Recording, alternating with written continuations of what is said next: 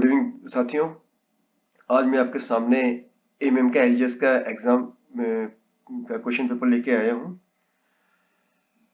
साथियों, आप सभी को जैसे कि पता होगा कि नायर ने अपना कैलेंडर निकाल दिया है, सभी जॉन्स को नोटिफिकेशन भेज दिया गया है और एग्जाम 9 मार्च 2025 को होना है। तो आप सब लोग लगे रहिए और तैयारी करते रहिए। इस बार बहुत अच्छी वैकेंसी सभी जोन्स में आई हुई है। आप लोग प्रयास कीजिए, अवश्य आप सिलेक्शन होगा। एलजीएस की खास बात ये होती है कि इसमें नेगेटिव मार्किंग नहीं होती है और पेपर भी कंपेरेटिवली थोड़ा सा इजी होता है। जैसे कि 70 जैसे कि ये सीनियरिटी बेस्ड सिलेक्शन होता है। तो आगे चलते हैं। 17/3/2024 को नया धारा लिया गया एलजीएस का एग्जामिनेशन के पेपर को डिस्कस करते हैं और देखते हैं।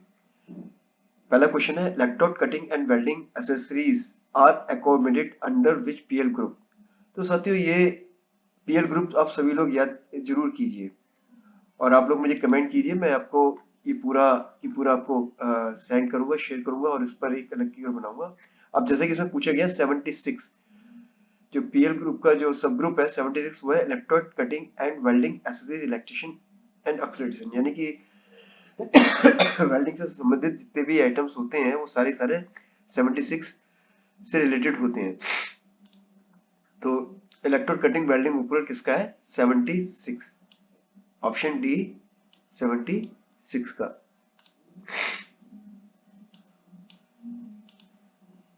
Correct answer 76. Now we come to our next question. In ABC analysis for MAT control, C category items represent.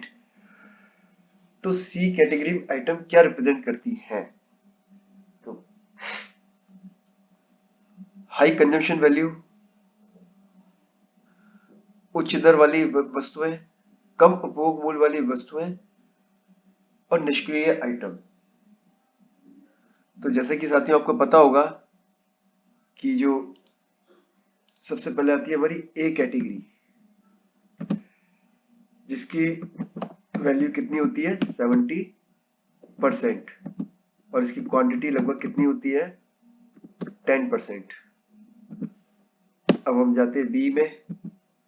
B category में जो वैल्यू होती है इसकी अप्रोक्स 10% होती है और जबकि क्वांटिटी कितनी होती है इसकी भी? 20%। इन सेम वे जो सी कैटेगरी की होती है उनकी अप्रोक्स जो वैल्यू होती है वो होती है 10% और इसकी क्वांटिटी होती है अपनी 70%।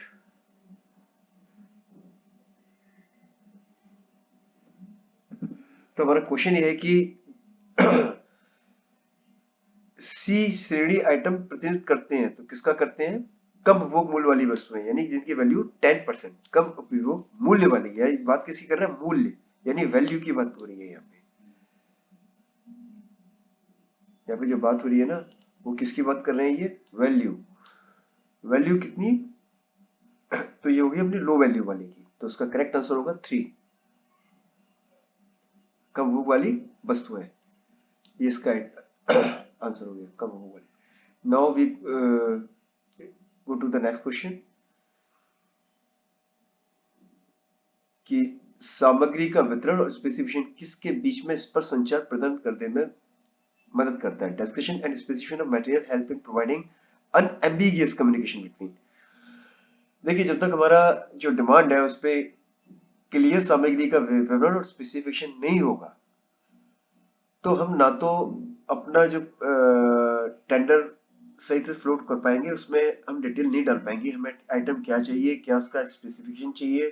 सपोज हमें पीसी लेना है, कंप्यूटर लेना है, तो कंप्यूटर का डिस्क्रिप्शन कितने जीबी का चाहिए, उसकी रैम कितनी होनी है, उसकी हार्ड डिस्क में कौन सी साटा चाहिए या एलजीडी चाहिए। तो सारी हमें डिटेल नहीं होगी तब तक हम वांछित जो रिक्वायर्ड आइटम नहीं ले पाएंगे। तो उसका क्या फायदा होता है? समय का विवरण स्पेसिफिकेशन किसके बीच में स्पष्ट संचार प्रदान करता है? मांगकर्ता और क्रेता, यानी कि जब तक हम कौन है? मांगकर्ता, इंडेंटर, आई मीन इंडेंटर जो इंडेंट प्लेस कर रहा है, डिमांड कर रहा है, और क्रेता के बीच में। जब तक क्रेता और आपूर्तिकर्ता, यानी खरीदने वाला, खरीदना कौन है? स्टोर। मांगकर्ता कौन? यूजर। आपूर्तिकर्ता यानी कि सप्लायर। सबसे पहले क्या आएगा, डिमांड प्लेस होगी। डिमांड प्लेस होगी तो ये जब तक डिमांड में क्लियर नहीं लिखा होगा तो हम क्या टेंडर फ्लोट करेंगे उसका, है ना, तभी हम टेंडर फ्लोट कर पाएंगे। और जब तक हमें क्रेता को नहीं पता होगा तो आपूर्तिकर्ता भी ठीक ठाक से कुछ भी दे सकता है, हार्ड डिस्क कुछ भी दे सकता है, उसमें 100 GB दे सकता है, 500 भी दे सकता है, 1000 GB भी दे सकता है। तो आपूर्तिकर्ता को भी चाहिए। फिर आपूर्तिकर्ता और निरीक्षक यानी कि जो इंस्पेक्शन करने वाला है वो क्या इंस्पेक्शन करेगा जब तक उसके पास स्पेसिफिकेशन नहीं होगा। तो ये किस किस के बीच में इस पर संचार करता है, इसके बीच में कर ये मांग कर सॉरी ये मांग, एक minute,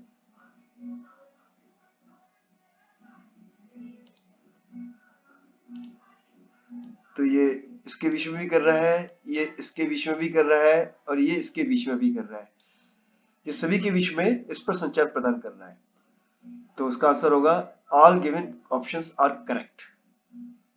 all options are correct, क्योंकि ये तीनों में ही कर रहा है इस पर संचार। अब आ जाओ नेक्स्ट क्वेश्चन। डेट सरप्लस और आइटम। डेट सरप्लस कौन से होते हैं?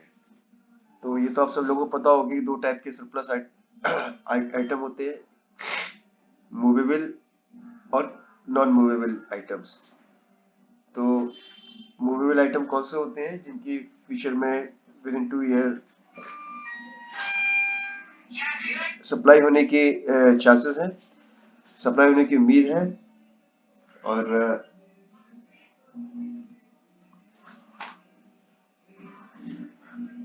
अब देखते हैं डेट सरप्लस कौन से हैं जो पिछले एक वर्ष से प्रयोग नहीं किए गए हैं और अगले एक वर्ष में रेल धारा उपयोग किए जाने की संभावना नहीं है।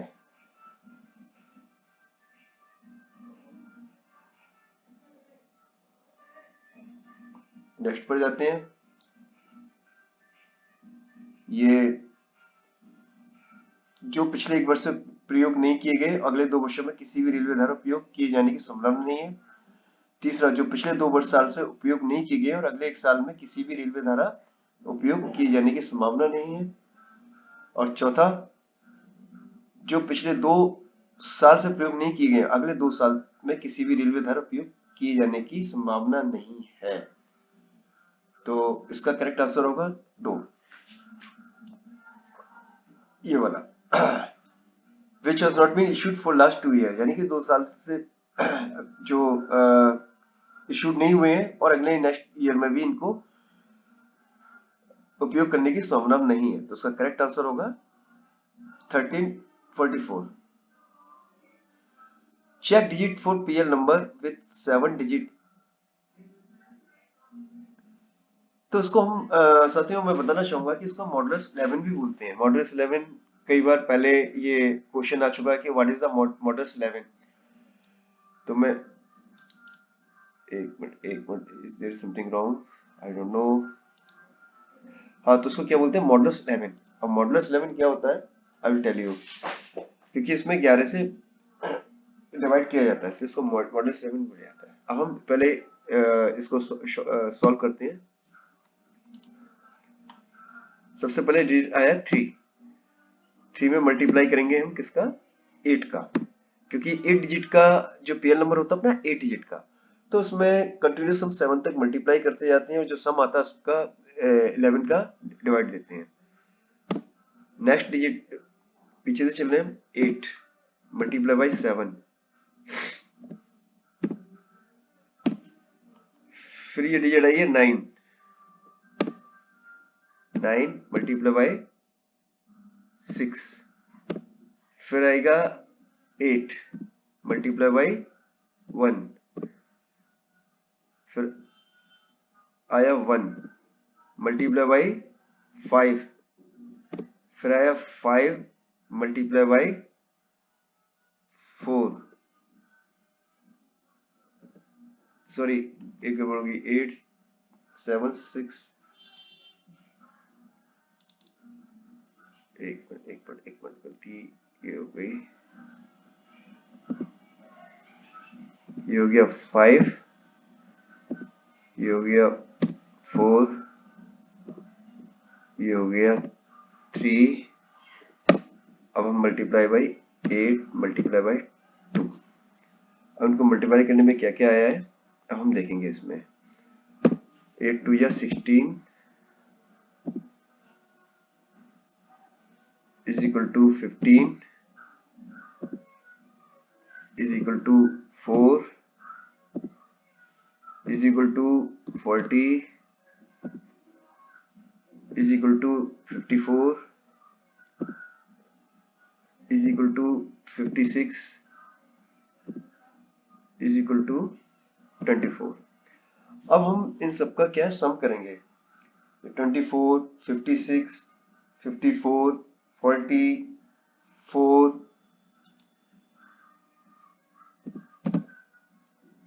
15 और 16, ठीक है। अब देखते हैं इनका सम कितना आता है। सम इक्वल टू, मैं मोबाइल का हेल्प ले रहा हूँ, 24 plus 56 plus 54 plus 40 plus 4 plus 15 plus and 16, यह है सम कितना 209।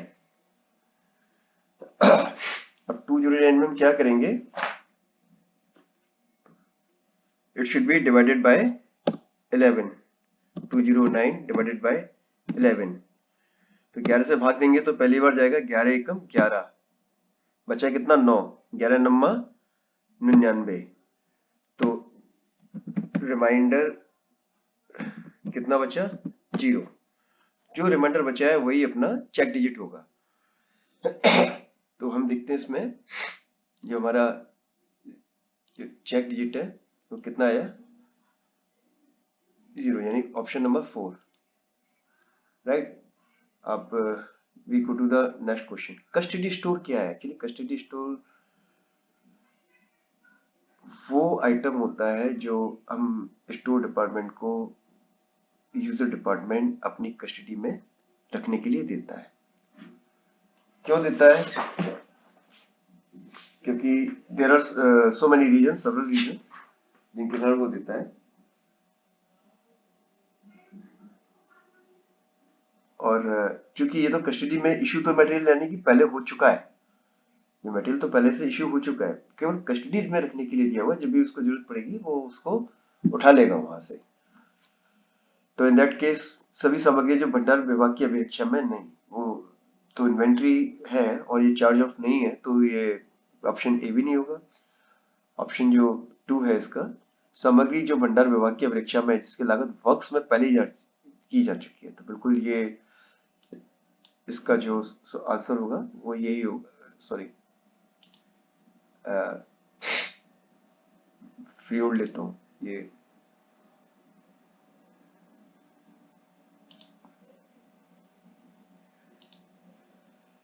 तो इसका ये वाला आंसर होगा कि सामग्री जो भंडार विभाग में अभिरक्षा में जिसकी लागत वर्क्स में पहले ही चार्ज की जा चुकी है।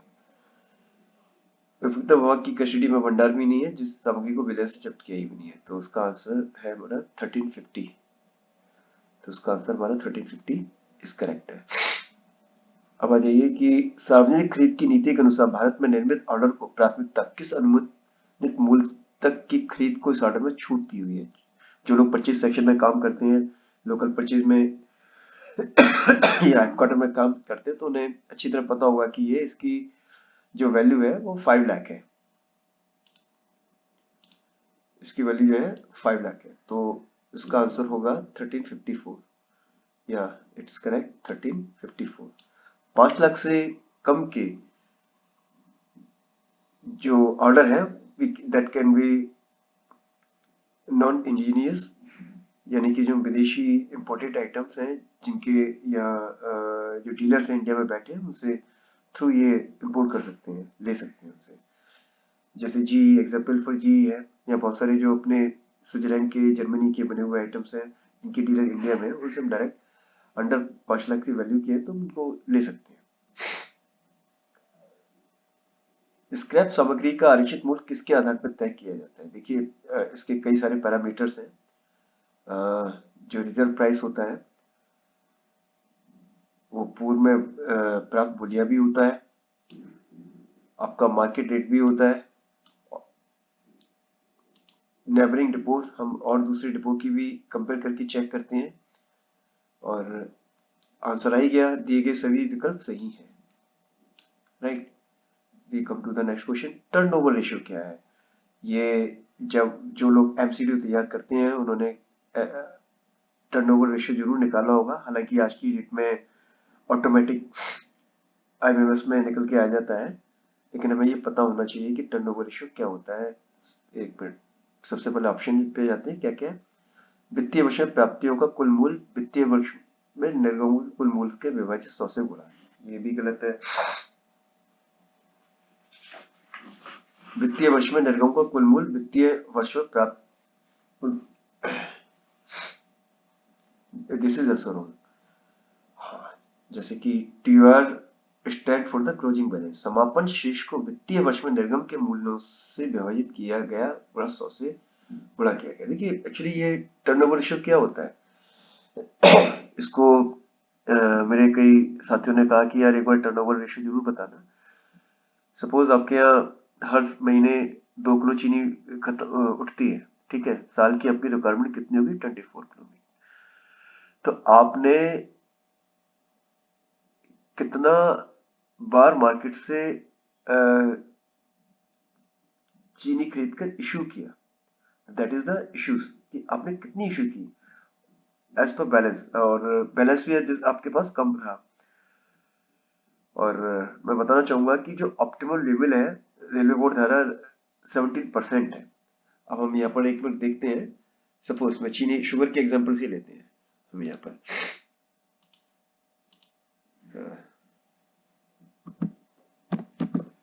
2 kg पर मंथ है, राइट, और हमने हमारे पास ओपनिंग स्टॉक था, एक मिनट,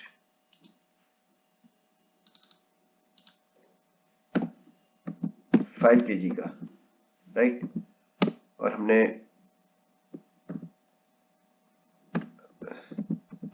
रिसीव की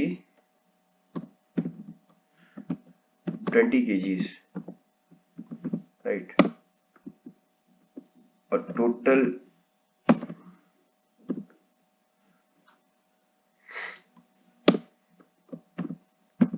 इश्यू की हमने पूरे 24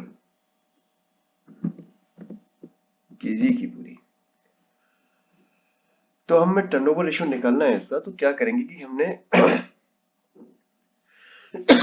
हमारे क्लोजिंग बैलेंस क्या रहा, इसके लिए सबसे पहले मैंने निकाला क्लोजिंग बैलेंस। भाई 2 किलो 5 किलो चीनी हमारे पास थी, कितनी आ गई हमारी? 20 किलो हमारे पास आई, तो 25 किलो आई जिसमें 24 इशू कर दी, तो क्लोजिंग बैलेंस हमारा कितना हो गया? 1 kg, राइट। दो चीज चाहिए होती है हमें, क्या चाहिए होती है? एक तो हमें चाहिए होता है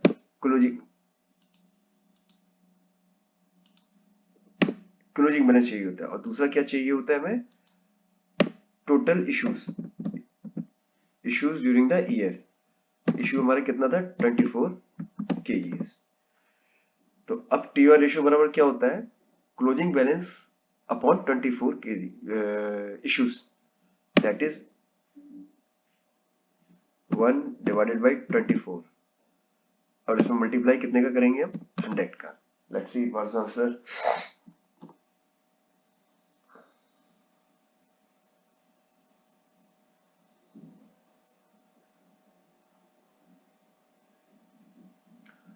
तो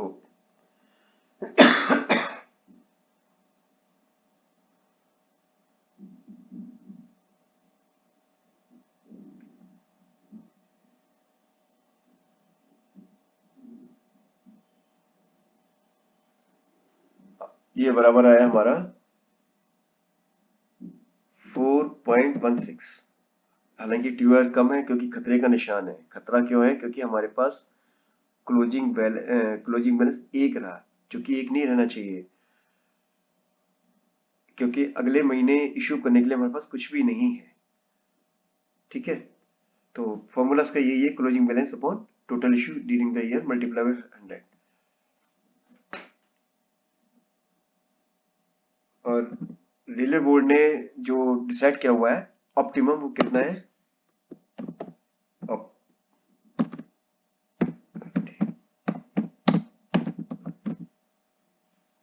लेवल है हमारा 17%। ये ऑप्टिमम लेवल 17% होना चाहिए। अच्छा, अगले क्वेश्चन की तरफ चलते हैं। कवर ड्यूज क्या है? बहुत इजी क्वेश्चन है, बहुत आसान क्वेश्चन है। जिन लोगों ने लेजर में काम किया है वो सभी जानते होंगे। कवर ड्यूज का मतलब होता है कि डिमांड्स जिन पे परचेज ऑर्डर प्लेस हो चुका हो।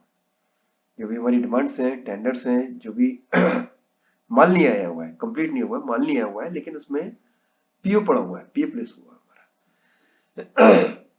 तो देखते हैं ऑप्शन की तरफ। Packing material, material receive in properly covered condition. क्योंकि नाम कवर्ड ड्यूज है तो उसने भी क्या कर दिया कि कवर्ड ड्यूज कंफ्यूज करने के लिए। ठीक है, कवर्ड ड्यूज मतलब कवर कंडीशन, ये भी हम लोग कंफ्यूज करने के लिए, ये भी नहीं है क्या।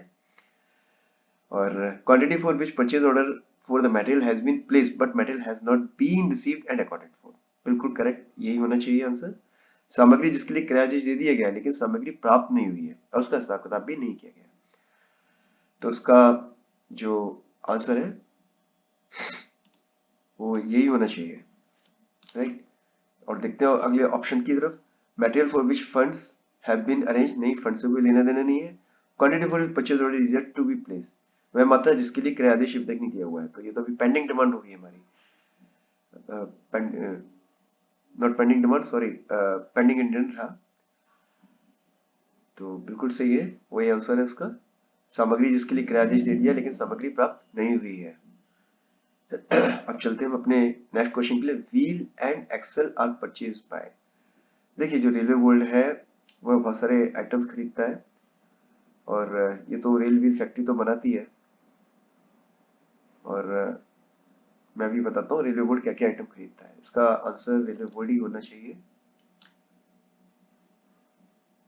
स्टॉक आइटम के रूप में उपयोग के लिए जनरल रेलवे और पीयू के पीसीएम, ये भी नहीं है। गैर स्टॉक वस्तुओं के रूप में उपभोग के लिए जनरल रेलवे और पीयू के पीसीएम, इसका आंसर रेलवे बोर्ड ही है।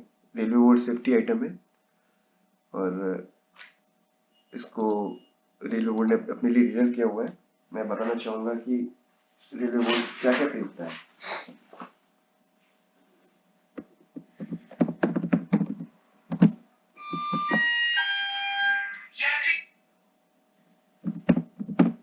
रोलिंग स्टॉक्स हो गया आपका, रोलिंग स्टॉक्स,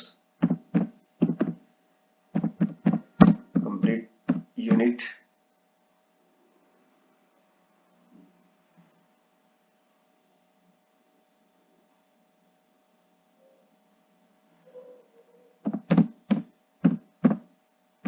फिश प्लेट्स है,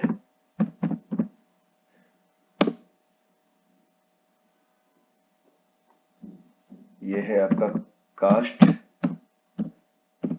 आयरन, स्लीपर्स है,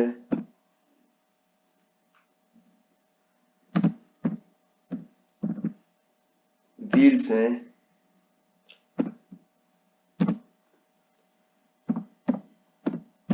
एक्सल्स हैं, इंपोर्टेड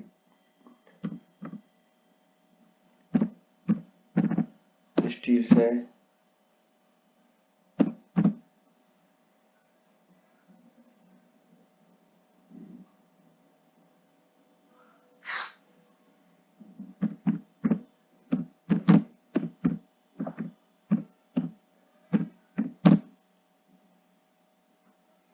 ट्रेन लाइटिंग सेल्स हैं। ओ सॉरी, ये कहाँ गया कहाँ गया,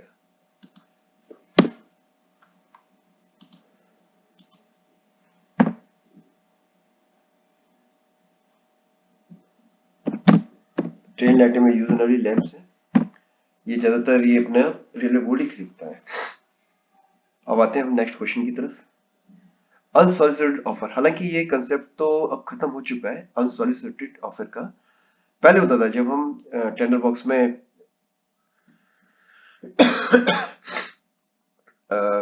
पेपर पर ऑफर्स आते थे और होता क्या था कि भाई हमने किसी को टेंडर नहीं भेजा हुआ है और उसको कहीं से पता पड़ गया कि टेंडर खुला हुआ है और वो हमें जबरदस्ती ऑफर डाल गया।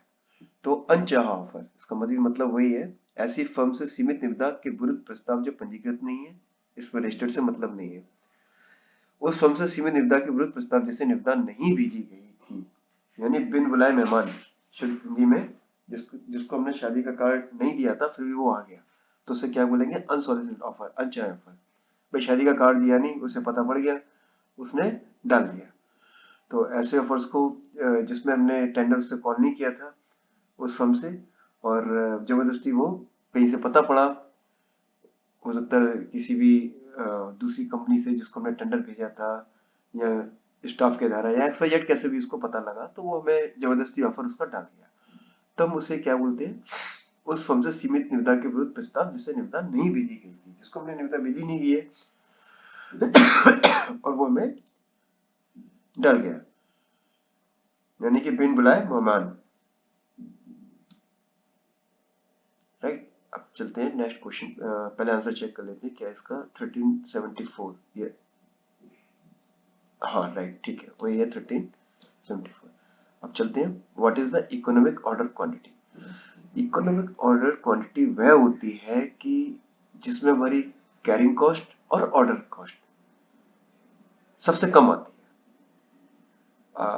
आपको पता होना चाहिए कि हर चीज की कॉस्ट होती है। हम जब कोई भी अगर ज्यादा मात्रा में परचेज कर लेते हैं तो होगा क्या, हमारा फाइनेंशियल हमारा पैसा ब्लॉक रहेगा, प्लस उसको रख रखाव में हमें अटेंशन देना पड़ेगा और इसके अलावा आइटम भी पुराना होता जाएगा। तो इसलिए हम एक इकोनॉमिक ऑर्डर क्वांटिटी बनाते हैं कि जिसमें हमारी ऑर्डर कॉस्ट और इन्वेंटिंग कैरी कॉस्ट कम आए, बिल्कुल कम से कम रहे उसको। तो इकोनॉमिक आदर इसमें आर्थिक लिखा है, वैसे कई बार आदर्श लिखा होता है। तो इसमें आ गया पहला क्वेश्चन आ गया इसका, वह मात्रा जो ऑर्डर लागत इन्वेंट्री लागत को कुल योग को कम करती है। और भी ऑप्शन देखते हैं क्या है, करेक्ट आंसर तो वन ही होना चाहिए। वह मात्रा जो ऑर्डर लागत और इन्वेंट्री लागत को कुल योग को अधिकतम, अधिकतम तो मतलब ही नहीं है। ऑर्डर का आकार जिसके लिए क्रेता को सबसे कम कीमत, मतलब ही नहीं है इससे भी। ऑर्डर का आकार जिसके लिए विक्रेता द्वारा सर्वोत्तम मूल्य प्राप्त किया जाता है, ये भी गलत है। तो हम देखते हैं 1377, right, this is correct. What is letter of credit? Letter of credit क्या होता है? लेटर ऑफ क्रेडिट का मतलब एक प्रकार का ये मान के चलिए कि आप उधार, जैसे आप किसी को उधार देते हैं ना, गारंटी देते हैं, सेम भाई मैं एक क्रेडिट का मतलब एक तरह से आप क्या कहते हैं कि कहते हैं सारा की सारा क्रेडिट ये ले गया, यानी कि सारी की सारी शाबाशी वाई वाई वो ले गया। तो इसी तरह से मतलब एक प्रकार की जिम्मेदारी कह सकते हैं या ये कह सकते हैं कि प्रतिनिधि की गारंटी भी कह सकते हैं। तो ये लेटर ऑफ क्रेडिट होता है और ये कब होता है? ये कच्चे माल की खरीद के लिए नहीं है, आपूर्ति की गई सामग्री के लिए आपूर्ति को जारी किया गया क्रेडिट नोट भी नहीं है। ये एक प्रकार की गारंटी होती है, क्रेडिट होती है कि भाई credit transfer to workshop for scrap item, नहीं ये भी नहीं है। इसका होना चाहिए yes, this one, a letter issued by a bank to another bank, especially one in different country to serve as a guarantee for payment, कि भाई ये गारंटी लेता है कि अगर कि इसके ब्याह पे वो पेमेंट करेगा। तो हम देखते हैं this is the correct answer. Now we could read the next question. Store depot में एक वस्तु किलोग्राम में प्राप्त होती है, क्विंटल की यूनिट का कोड किलोग्राम में क्या है? तो हमें पता होना चाहिए कि किलो का है 13, लेकिन इसमें तो आंसर ये नजर ही नहीं आ रहा हमें, ना 12 है ना 22, 32, 22, इसका आंसर 13 है। ठीक है, इसलिए शायद डिलीट कर दिया गया, right. Now we come to the next question. As per denial clause of purchase of material consider following statement. जो लोग परचेज में जिन्होंने काम किया उन्हें पता होगा कि जब भी हम किसी फर्म की डीपी बढ़ाते हैं तो डीपी जब बढ़ाते हैं अगर फिक्स नहीं कर रहे होते हैं विद एलडी लगाते हैं तो एलडी के साथ लिक्विड डैमेज के साथ क्या होता है विद एलडी एंड डीसी। क्या लिखते हैं विद एलडी एंड डीसी। तो डीसी का मतलब क्या होता है कि जो भी जिम्मेदारी रेट्स में कम की बढ़ने की जो भी थी कब तक थी। अगर बहुत सारे ऐसे होते हैं तो जब अगर वो डीपी के अंदर मटेरियल दे देता है। कई बार क्या होता है कि टैक्सेशन बढ़ गया, सपोज गवर्नमेंट ने जीएसटी बढ़ा दिया किसी आइटम पर। अगर वो विद इन डीपी माल देता है तो वो वेव ऑफ रहेगा। लेकिन अगर उसने विद इन डीपी नहीं माल दिया है, एक्सटेंडेड डीपी में दिया हुआ है, तो उसमें डिनाइल क्लॉज रहता है कि हर जो बेनिफिट मिलता है उसके लिए हमने मना कर दिया। डिनाइल का मतलब मना कर दिया उसे। तो डिनाइल क्लॉज क्या,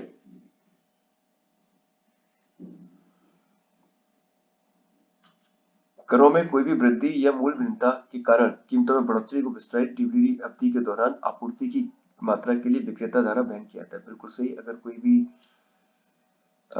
वृद्धि या पीवीसी के कारण कोई कीमतों में बढ़ोतरी होती है, ठीक है, तो दौरान आपूर्ति की गई मात्रा के लिए विक्रेता द्वारा बहन किया जाएगा। तो हम उसको कोई भी बेनिफिट नहीं देंगे उसका, और उससे हम उसी रेट पे खरीदेंगे जिस रेट पे पीओ प्लेस हुआ था। कई बार होता है ऐसा, गोल्डन के गोल्डन या आपके सिल्वर आइटम्स है उसके अंदर ये क्लोज डाले जाते हैं।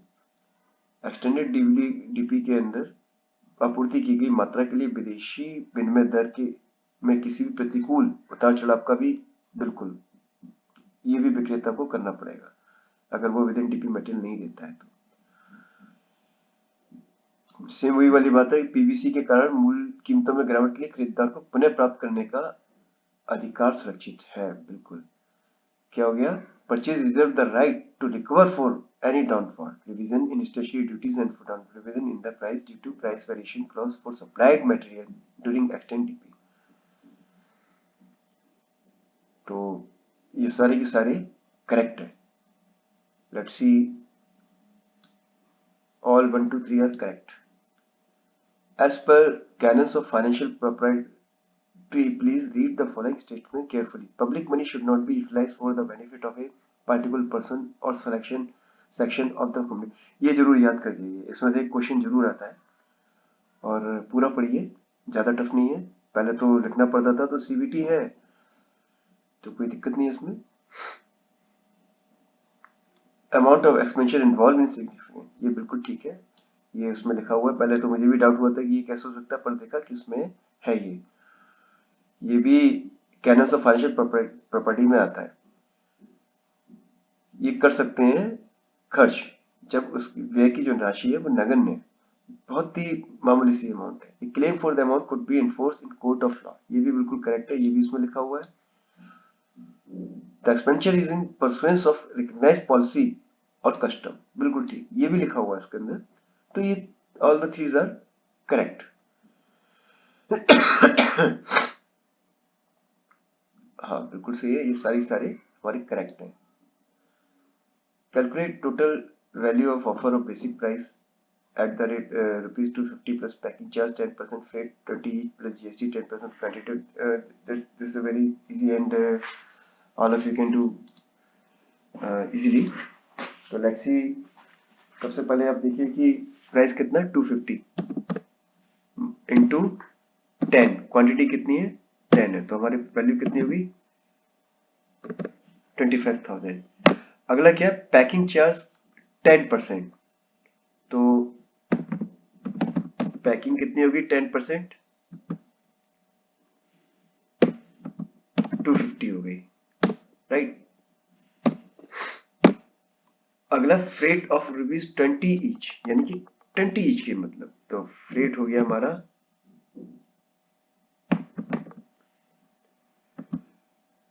10 इंटू 20 दैट इज 200। अब बचता है हमारा जीएसटी। जीएसटी किस पे लगेगा? इस टोटल पे लगेगा। तो टोटल हमारा कितना हो गया? 2 5 2 6 9 2950, राइट। और इस पे जीएसटी कितना हो गया हमारा? 10%। जीएसटी बराबर हो गया 10% हो गया 295, right.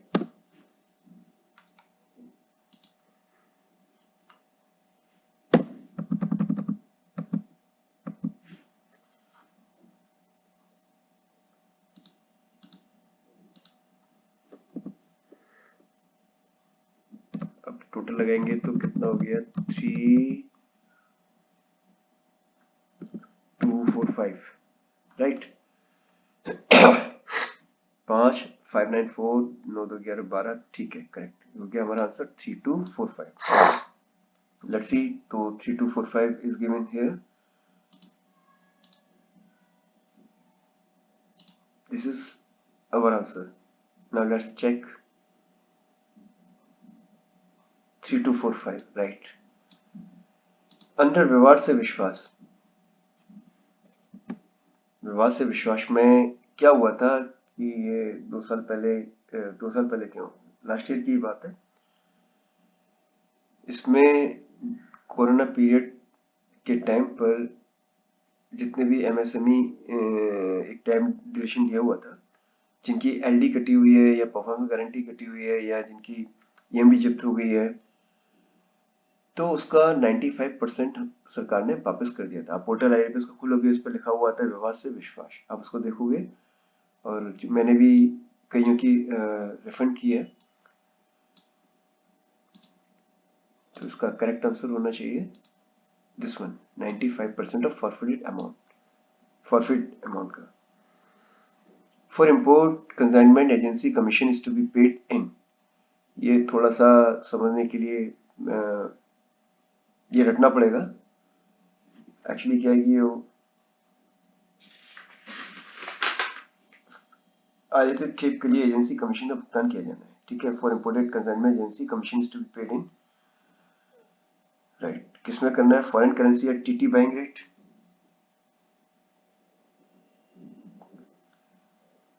Non convertible Indian rupee at TT buying rate. देखिए पहले foreign currency at TT selling rate और non convertible Indian rupee at TT selling rate. तो पहली बात तो ये जो भी होता है अपना नॉन कन्वर्टेबल इंडियन रुपी में होता है। तो नॉन कन्वर्टेबल इंडियन रुपी में एक ऑप्शन ये है और एक ऑप्शन ये है, राइट। और ये किस पर होता है? सेलिंग रेट नहीं होता है, ये होता है अपना बाइंग रेट पर। तो हमारा करेक्ट आंसर होना चाहिए non convertible Indian rupee at TT buying rate. Let's see, या इट्स करेक्ट। अब आते हैं अपने नेक्स्ट क्वेश्चन पे। कॉन्ट्रैक्ट में मात्रा में विकल्प यानी ऑप्शन क्लॉज, ये पता होगा ऑप्शन क्लॉज 30% के लिए होता है। और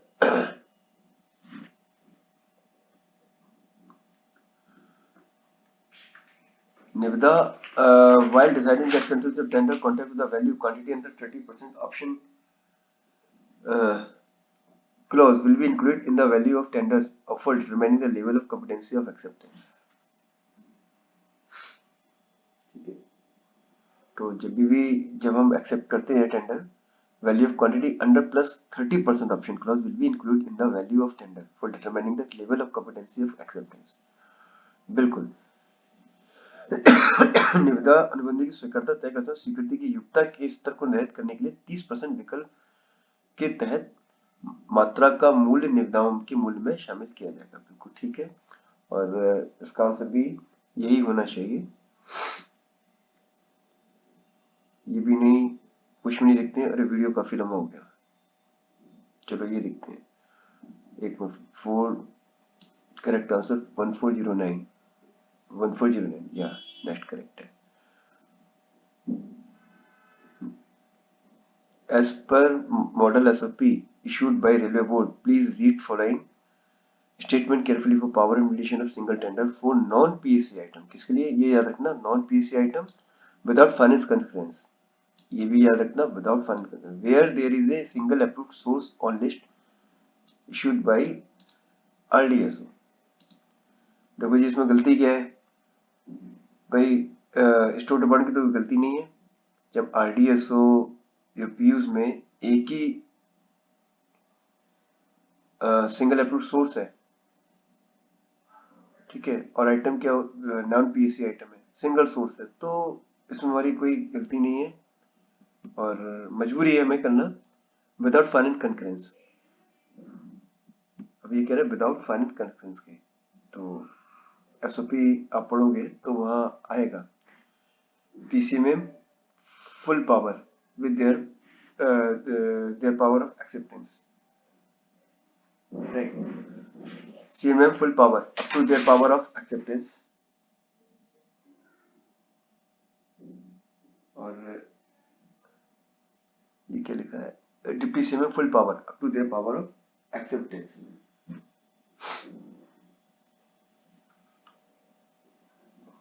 लेट्स सी। तो सिंगल टेंडर में विदाउट फाइनेंस कंकरेंस में पावर जो बेस्ट होनी चाहिए PCMM को ही होना चाहिए, क्योंकि इसका फाइनेंस कंकरेंस नहीं ले रहे हैं। देखते हैं, only one is correct, only 1 and 2 are correct, only 1, 2 और 3 आर करेक्ट, मतलब सभी सही है। None of given option is correct. Correct answer 1, 2 and 3 are correct. मैं गलत हूँ, I am wrong. I will check the SOP once again, और इसके हिसाब से कि सारे के सारे करेक्ट है, ये भी करेक्ट है और ये भी करेक्ट, सॉरी ये भी करेक्ट, मतलब सारे के सारे ये करेक्ट है। मुझे कंफ्यूजन था थोड़ा सा, SOP में दोबारा चेक करूंगा, इसके सभी के सभी स्टेटमेंट करेक्ट है जो आंसर दिया हुआ है इसके हिसाब से। Next, as per store shield category target of average settlement time tender case. देखिए याद रखिए 15:45 DA केस का हमेशा 15 और TC केस का 45 डेज होता है। तो 15:45 TC केस 45, DA केस 15। याद रखिए 15:45। स्टोर शील्ड मानदंड के अनुसार निविदा मामलों का औसतन निपटान एवरेज सेटलमेंट टाइम, यानी कि टेंडर खुलने के 15 दिन तक हमें DA केस फाइनल करनी है और within 45 days TC case final करने होते हैं। ये हमारा टारगेट है। लेट्स सी, ठीक है। ये RDSO approved status of element bidder is in direct expression tender in which material to be procured through RDSO approved source only is approved up to 31st 2024. Validity of offer is 60 days. A tender of item is opened on 5th January 2024. Tender decision is being done on 25th February 2024. What action should be taken by accepting? Tender हमने कब खोला? 5/1/24 को, right, और इसकी validity कब थी? 31/1/2024 तक। कोई दिक्कत नहीं है। अब टेंडर डिसीजन किया जा रहा है 25/2। अच्छा, समझ गया। कोई भी अप्रूव पैनल जो लिस्ट है वह कब तक एडजस्ट करना चाहिए? कब तक करना चाहिए? जब तक कि वो टेंडर फ्लोट होने की डेट तक, सॉरी टेंडर खुलने की डेट तक, टेंडर खुलने की डेट तक उसकी वैलिडिटी होनी चाहिए। तो इसकी वैलिडिटी खत्म होने से पहले टेंडर खुल चुका था, 5/1/2024 को टेंडर खुल चुका था, यानी इट विल रिमेन वैलिड। तो अब देखते हैं, उचित हो तो क्रय आदेश को L1 बोलीदाता पे दिया जाएगा। हाँ, अगर उसका जो ऑफर है वो टेक्निकली सुटेबल है, एक्सेप्टेबल है, तो उसको दे दिया जाएगा। पुनः टेंडर नहीं करना चाहिए, RDSO द्वारा अनुमोदित नहीं, बातचीत नेगोशिएशन तो मतलब ही नहीं है। तत्काल अवकाश मात्रा की खरीद के लिए बातचीत नेगोशिएशन उच्चतर, नो नो नो, बिल्कुल नहीं। वही answer, POs to be placed on L1 bidder if rates are reasonable। उचित हो तो क्रय आदेश को, उचित हो का मतलब क्या है? टेक्निकली सुटेबल हो। अब लास्ट क्वेश्चन पे जाते हैं, वीडियो हमारी बहुत लंबी हो रही है। I will take all the remaining question in the next video. Read the following. If rate contract, currency of contract is fixed, quantity plus minus tolerance is fixed, and rate is fixed. In lending contract, currency of contract is fixed, quantity is fixed with plus minus tolerance, and rates is fixed. In rate contract, currency of contract is fixed, quantity is not fixed, rate is fixed. In lending contract, currency of contract is not fixed, quantity is fixed with plus minus tolerance, rate is fixed. Which of the following option is correct? देखिए सबसे पहले what happen in rate contract.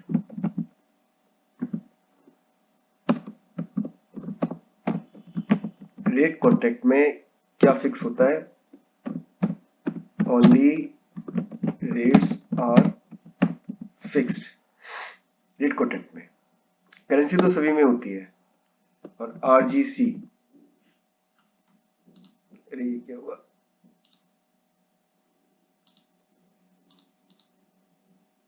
एक minute दोबारा लेना पड़ेगा।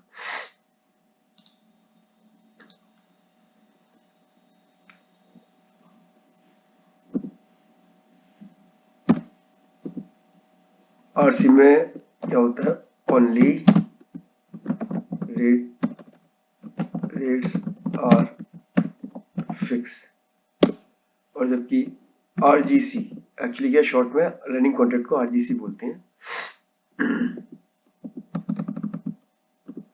इसमें क्या होता है? Rates and quantity both are fixed. अब देखते हैं कि क्या आंसर होना चाहिए हमारा। In rate contract, currency of contract is fixed, quantity is fixed and rate is fixed. तो रेट कॉन्ट्रैक्ट में क्या है? क्वांटिटी फिक्स नहीं होती है, केवल रेट फिक्स होते हैं। तो पहला ऑप्शन तो बिल्कुल नहीं होगा। इन running contract, currency of contract is fix, currency contract सभी फिक्स होती है, quantity is fixed and rate is fixed. तो इसमें ठीक है, इसमें क्या दोनों फिक्स है, क्वांटिटी फिक्स है और रेट्स भी फिक्स है। And rate contract, currency of contract is fixed, quantity is not fix and rate is fix.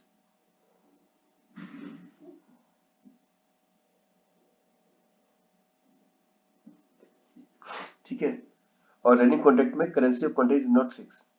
क्या करें? करेंसी, ये तो गलत ही हो गया, करेंसी तो सभी की फिक्स होती है। अब देखिए ऑप्शन नंबर 2 में क्या था? रनिंग कॉन्ट्रैक्ट में मैंने क्या बताया? रेट भी फिक्स होते हैं और क्वांटिटी दोनों फिक्स होती है। तो इस ऑप्शन नंबर 2 में रनिंग कॉन्ट्रैक्ट में क्या लिखा है? करेंसी फिक्स है, क्वांटिटी फिक्स है और रेट फिक्स है। तो यानी ऑप्शन नंबर 2 तो करेक्ट है ही अपना। Option number 2 is correct. और रेट कॉन्ट्रैक्ट में currency of contract fix, quantity is not fix और रेट इज फिक्स। ये बात मैंने कहा था कि इसमें क्वांटिटी फिक्स नहीं होती, ओनली रेट फिक्स होती है। तो इसका ये भी अपना करेक्ट है। तो option number 2 and 3 both are correct. Now let's check the answer. Is right. Only 2 and 3 are correct. Only 2 and 3 are correct.